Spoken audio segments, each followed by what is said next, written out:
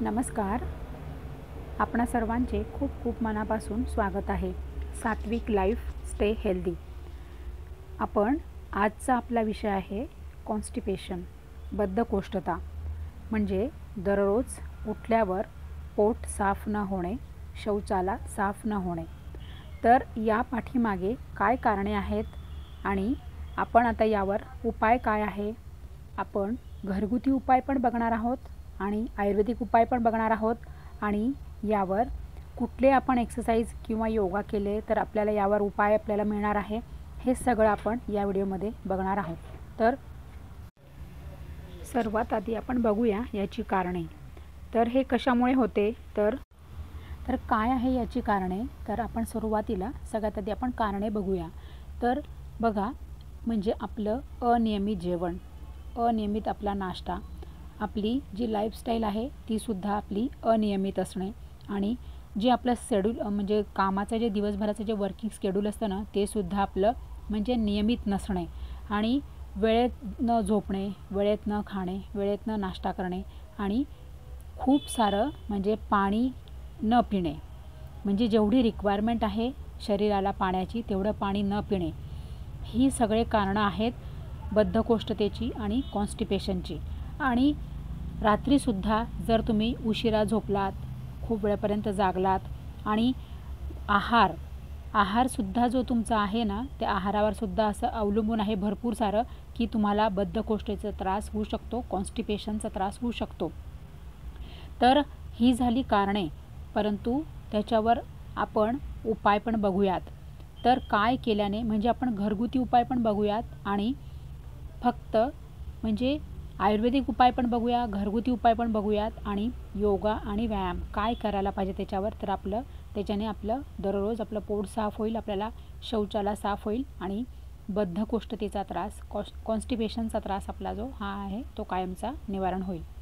तर सर्वात आधी आहे की बघा, जसं ऋतू असेल, ऋतुमानानुसार तुम्ही तुमचं पाणी पिणं जे आहे ते तुमचं पाणी पिण्याचं जे प्रमाणबद्दल मी नंतर बोलते, आधी मी बोलते पाणी कसं प्यायचं. आता हिवाळा असेल आणि पावसाळा असेल तर तुम्ही कोमट पाणी पिलं ना तर ते आपल्या आरोग्याला अतिउत्तम आहे. आणि उन्हाळ्यात मात्र तुम्हाला काळ्या मातीच्या माठातील थंड पाणी पिलेलं उत्तम आहे. परंतु आता जर तुम्हाला हे सगळं नसेल, म्हणजे तुमच्या शरीराला किंवा तुम्हाला नसेल आवडत, तर तुम्ही एक नॉर्मल वॉटर तुम्ही नियमित पिऊ शकतात.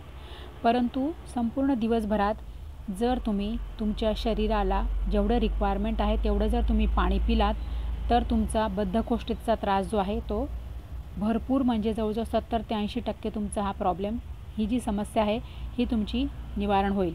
कशाने? पाणी पिण्याने. आणि पाणी कसं आणि किती प्यायचं आहे, तर तुम्हाला दररोज, म्हणजे आता जर तुमचं 60 किलो वजन असेल तर तुम्ही दररोज 3 लिटर पाणी पिलं पाहिजे. पाणी पिल्याने सुद्धा तुमचा बद्धकोष्ठतेचा त्रास, कॉन्स्टिपेशनचा त्रास हा जाणार आहे.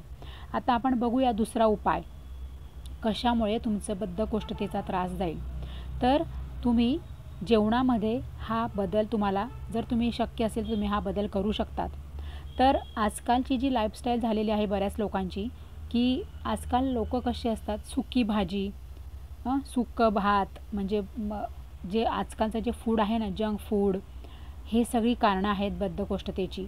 कारण की बघा, जर तुम्हाला असं म्हणजे जेवढं पॉसिबल होईल, समजा तुम्ही आता जॉब करत असाल किंवा तुमची वर्किंग वुमन असेल किंवा वर्किंग मॅन असेल, तर हे तुम्हाला जर शक्य नसेल तरीसुद्धा तुम्ही प्रयत्न करू शकतात की तुमचा जो आहार आहे ना, तुमच्या आहारात जर तुम्ही बदल केला ना, तर म्हणजे जास्त करून तुम्ही पातळ, म्हणजे जसं की वरण जर असेल तर थोडंसं असं आपण वरण म्हणजे पातळ सगळं रसावालं असं आपण जर खाल्लं, रसाभाजी, रसाचं वरण, एकदम असं फॅशन म्हणून असं एकदम घट्ट डाळ, आजकाल जसं खातात ना घट्ट डाळ वरण, असं जर तुम्ही खाल्लं ना, सुकं खाल्लं, कोरडं खाल्लं, तर त्याने तुम्हाला पोट साफ तुमचं नाही होणार.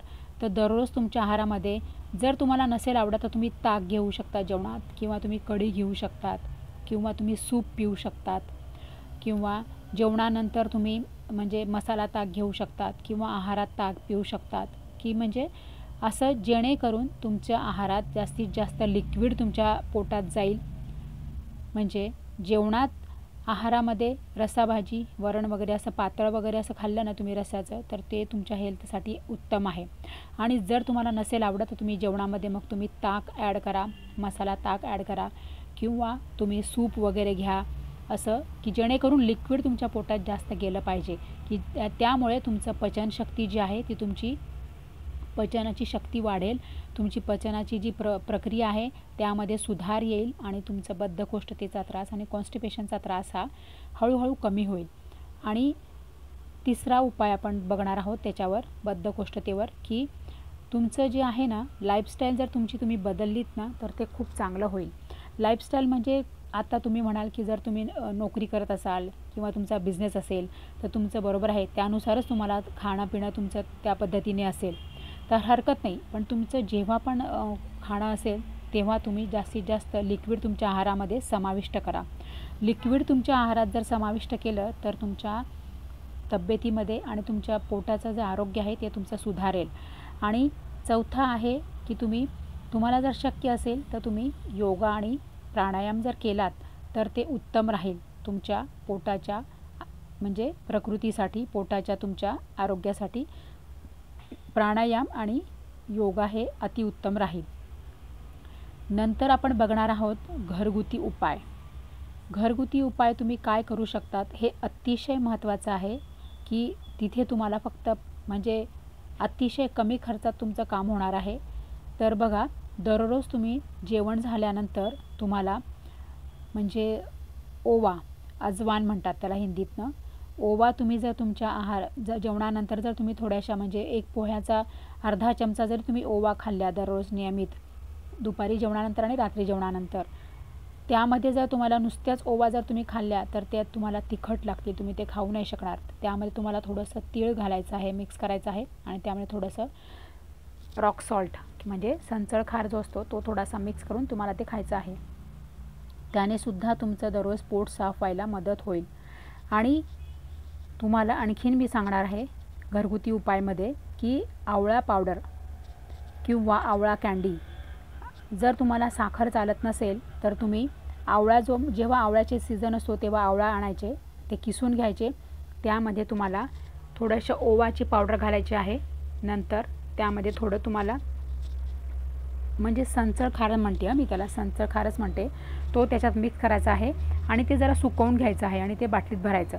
आणि ते तुम्हाला दुपारी आणि रात्री जेवणानंतर थोडं थोडं म्हणजे 1 टीस्पून जरी तुम्ही खाल्लात ना तरीसुद्धा तुमची पचनक्रिया सुधारेल, तुमचं पोटाचं आरोग्य चांगलं राहील. आणि आता आपण पुढचं बघूया. आवळा पावडर जी आहे ती आवळा पावडर तुम्ही दररोज रात्री म्हणजे थोडंसं कोमट पाणी करायचं आहे 1 ग्लासभर आणि त्यामध्ये तुम्हाला 1 पोह्यांचा चमचा भरून आवळा पावडर घालायची आहे कोमट पाण्यात आणि ते थोडं 10 मिनटं जरा मिक्स होऊ द्यायचं, थोडं तसंच राहू द्यायचं ते मिक्स करून. आणि मग नंतर ते मिक्स झाल्यानंतर 10 मिनटांनी तुम्हाला ते प्यायचं आहे. परंतु केव्हा प्यायचं तर जेवणाच्या 1 तास नंतर, 1 ते 1.5 तासानंतर तुम्हाला दररोज जर तुम्ही हे पिलत, हे जर तुम्ही 8 दिवस जरी तुम्ही हा प्रयोग केला तरीसुद्धा तुमचा बद्धकोष्ठतेचा आणि कॉन्स्टिपेशनचा त्रास हा तुमचा निवारण होणार आहे. आणि आता आपण बघूया पुढचा उपाय. पुढचा उपाय काय आहे तर तुमच्या रोजच्या आहारामध्ये जर तुम्ही लिंबू जर तुम्हाला आवडत असेल तर तुम्ही लिंबू तुमच्या रोजच्या आहारामध्ये समाविष्ट करा. म्हणजे 1/4 जरी तुम्ही लिंबू दुपारी आणि रात्रीच्या आहारात जर तुम्ही समाविष्ट केला, तुम्ही जेवणानंतर खा किंवा तुम्ही भाजीवर घालून खा किंवा त्यावर थोडंसं मीठ टाकून तुम्ही तो असा नुसताच जर तुम्ही लिंबू खाल्ला, तुम्हाला शक्य असेल तर तसं खा. किंवा तुम्ही 1 घोटभर पाण्यामध्ये लिंबू पिळायचा, त्यात थोडंसं मीठ घालायचं आणि ते जेवणानंतर थोडं पिऊन घ्यायचं. त्यानेसुद्धा तुमची पचनक्रिया सुधारेल, तुमचं बद्धकोष्ठतेचा त्रास जाईल आणि पोटाचे आरोग्य सुधारेल. आणि दररोज तुम्हाला कॉन्स्टिपेशनचा त्रास होणार नाही, बद्धकोष्ठतेचा त्रास होणार नाही. आणि व्यायाम तर मी तुम्हाला सांगितलंच आहे, उपाय सांगितले आहे आणि कारणेसुद्धा सांगितलेली आहे.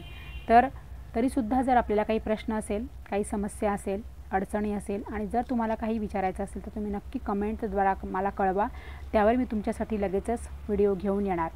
तर आपण जर पहिल्यांदा आला असाल माझ्या चॅनलवर तर आठवणीने चॅनल सबस्क्राईब करा आणि बेल आयकन प्रेस करून ऑल नोटिफिकेशन ऑन करा, तरच तुम्हाला पुढचा व्हिडिओ माझा नोटिफिकेशन मिळेल. पुढचा व्हिडिओ आला की तुम्हाला नोटिफिकेशन मिळेल. आणि व्हिडिओ आठवणीने सगळ्यांना शेअर करा हां. आवडला तर नक्की व्हिडिओ लाईक करा, म्हणजे मला तेवढंच तुमच्याकडून मोटिवेशन मिळेल. So thank you very much. आपण सगळेजण आपली काळजी घ्या, आपण आनंदी राहा आणि सदैव स्टे हेल्दी विथ सात्विक लाईफ. So thank you.